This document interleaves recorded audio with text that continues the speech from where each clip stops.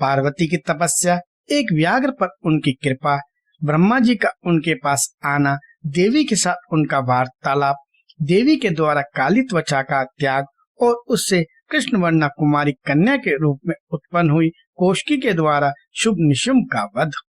वायुदेव कहते हैं, महर्षियों, तदंतर पतिव्रता माता पार्वती पति की परिक्रमा करके उनके वियोग से होने वाले दुख को किसी तरह रोककर हिमालय पर्वत पर चली गई। उन्होंने पहले सखियों के साथ जिस स्थान पर तप किया था उस स्थान से उनका प्रेम हो गया था, अतः फिर उसी को उन्होंने तपस्या के लिए चुना। तदंतर माता पिता के घर जा उनका दर्शन और प्रणाम करके उन्हें सब समाचार बताकर उनकी आज्ञा ले उन्होंने सारे आभूषण उतार दिए और फिर तपोवन में जा स्नान के पश्चात तपस्वी का परम पावन वेश धारण करके अत्यंत तीव्र एवं परम दुष्कर तपस्या करने का संकल्प किया।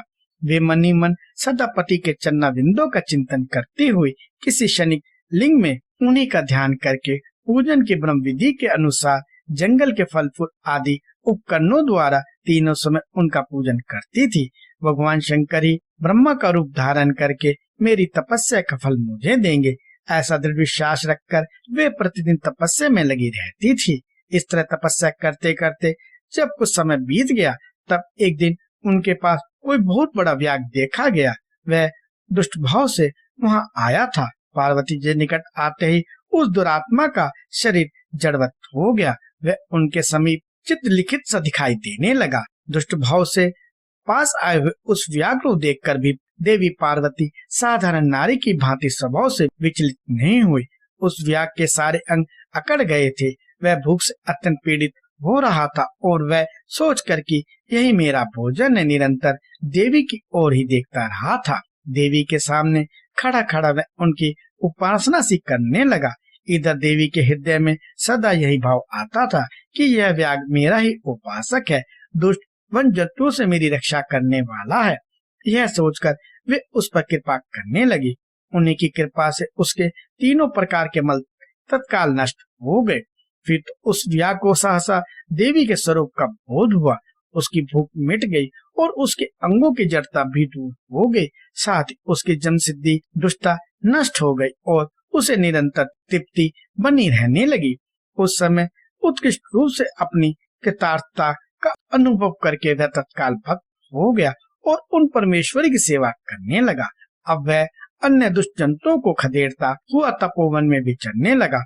उधर देवी की तपस्या बड़ी और तीव्र से तीव्र होती गई। देवता शुंभ आदि दैत्यों के दुराग्रह से दुखित हो ब्रह्मा जी की शरण में गए। उन्होंने शत्रुपीड़ जनित अपने दुख को उनसे निवेदन किया। शुंभ और निशुंभ वरदान पाने के घमंड से देवताओं को जैसे जैसे दुख देते थे वह सब सुनकर ब्रह्मा जी को उन पर बड़ी दया आई। उन्होंने दैत्यवध के लिए भगवान शंकर के साथ हुई बातचीत का स्मरण करके देवताओं के साथ देवी के तपोवन को प्रस्थान किया।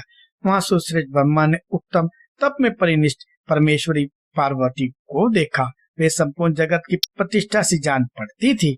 अपने श्री हरि के तथा रुद्र के भी जन्मदाता पिता महेश्वर की भार्य आर्य जगन्माता गिरिजानंदिनी पार्वती को ब्रह्मा जी ने प्रणाम किया। देवगणों के साथ ब्रह्मा जी को आया देख देवी ने उनके योग्य अर्घ देकर स्वागत आदि के द्वारा उनका सत्कार किया।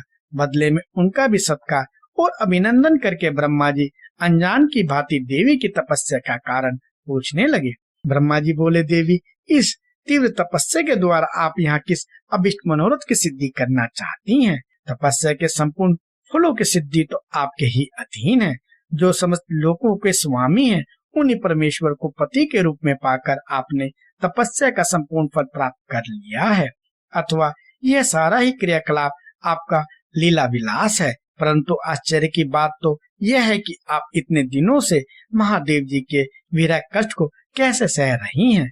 देवी ने कहा, ब्राह्मण, जब सृष्टि के आदि काल में महादेव जी से आपकी उत्पत्ति सुनी जाती है तब समस्त प्रजाओं में प्रथम होने के कारण आप मेरे ज्येष्ठ पुत्र होते हैं। फिर जब प्रजा की वृद्धि के लिए आपके ललाट से भगवान शिव का प्रादुर्भाव हुआ तब आप मेरे पति के पिता और मेरे ससुर होने के कारण गुरुजनों की कोटि में आ जाते हैं। और जब मैं यह सोचती हूँ कि स्वयं मेरे पिता गिरिराज हिमालय आपके पुत्र हैं तब आप मेरे साक्षात पितामह लगते हैं। लोक पितामह, इस तरह आप लोक पात्रा के विधाता हैं। अंतपुर में पति के साथ जो वृत्तांत घटित हुआ है उसे मैं आपके सामने कैसे कह सकूंगी। अतः यहाँ बहुत कहने से क्या लाभ। मेरे शरीर में जो यह कालापन है, इसे सात्विक विधि से त्याग कर मैं गौण वर्ण होना चाहती हूँ। ब्रह्मा जी बोले, देवी, इतने ही प्रयोजन के लिए आपने ऐसा कठोर तप क्यों किया?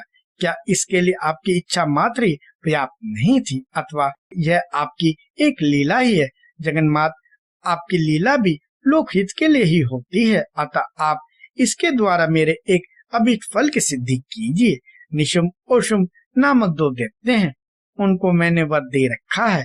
इससे उनका घमंड बहुत बढ़ गया है और वे देवताओं को सता रहे हैं। उन दोनों को आपके ही हाथों से मारे जाने का वरदान प्राप्त हुआ है, अतः अब विलंब करने से कोई लाभ नहीं। आप क्षण भर के लिए स्थिर हो जाइए। आपके द्वारा जो शक्ति रची या छोड़ी जाएगी, वही उन दोनों के लिए मृत्यु हो जाएगी।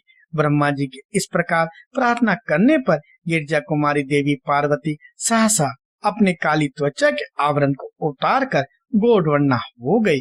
त्वचा कोश काली त्वचा आवरण रूप से त्यागी गई। जो उनकी शक्ति थी उसका नाम कोश की हुआ। वह काले मेघ के समान कांति वाली कृष्ण वर्णा कन्या हो गई। देवी की वह मायामयी शक्ति ही योग निद्रा और वैष्णवी कहलाती है।